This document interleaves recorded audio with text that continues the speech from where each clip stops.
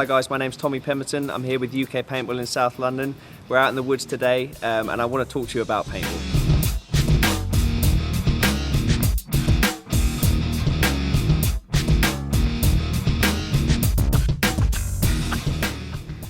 Okay, it's always a bit of a worry when you step out onto a paintball field. Most players, when they play for the first time, don't really have a clue of what to do or where to go or what's really going on. So I think the biggest thing that I want to talk to you about right now is some essential tactics and how to apply them on a paintball field.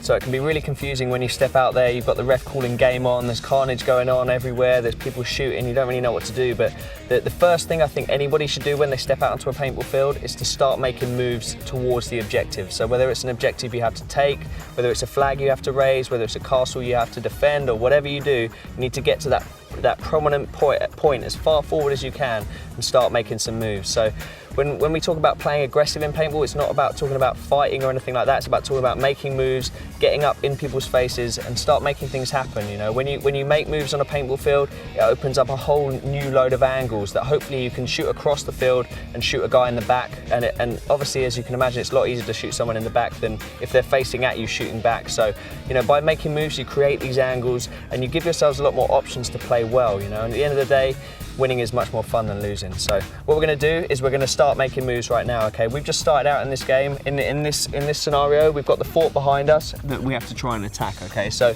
with that fort, there's multiple different points where people can shoot back at us. So what we need to do is we need to be really, really aware of where that paint's coming from, and the way we do that is by keeping our eyes up at all time. Okay, so the more active we are and the more we stay out of our bunker, the more we can see. But obviously, the more we're out of our bunker, the more risk that we're going to pose as well. So we don't want to risk ourselves as much, you know, we want to risk ourselves as minimal as we have to, but whilst taking in as much information as we can, okay? So by doing that, say if we start moving towards this bunker here, okay, the reason I've chosen this bunker right now is because it's between us and the castle, okay? And what we're going to do is we're going to put that bunker between us and hope that by doing that, the people on the other side of this bunker aren't going to be able to see us, okay? So whether we're right before that bunker or we're stood here, the people directly behind this bunker right in front of us aren't going to be able to see us, okay? So what we're going to do, we're going to keep our head up, we're going to move forwards towards this bunker, and I'm going to keep looking at where people are shooting in at us, okay? So if anyone from the left side starts shooting in us, I can cut to the right a bit more. If anyone from the right starts doing it, I can do the same on the left, okay? So I'm going to use this to come all the way into this bunker,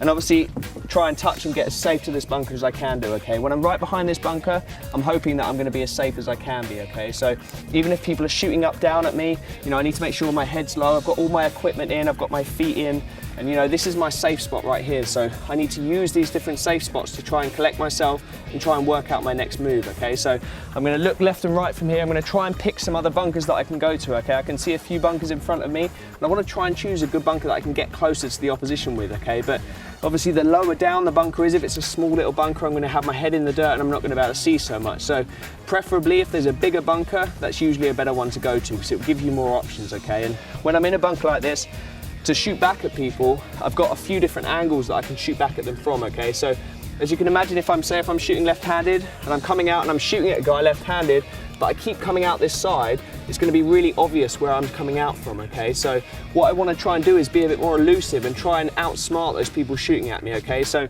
you know, say one time I may come out the left side, then I may switch over and come out on the right side, then I might try and shoot over the top, and I'm going to try and mix up these angles because, you know, the more elusive I am, the bigger advantage that I'm giving to myself, okay? And I'm basically taking control of the game, so they're reacting to what I'm doing, you know? If I play all the angles and I play as elusive as I can, then that means that they're always having to react to what I'm doing, and hopefully I'll always be a step ahead, you know? If I can stay a step ahead, hopefully that'll keep me alive and it'll make me the hero at the end of this game.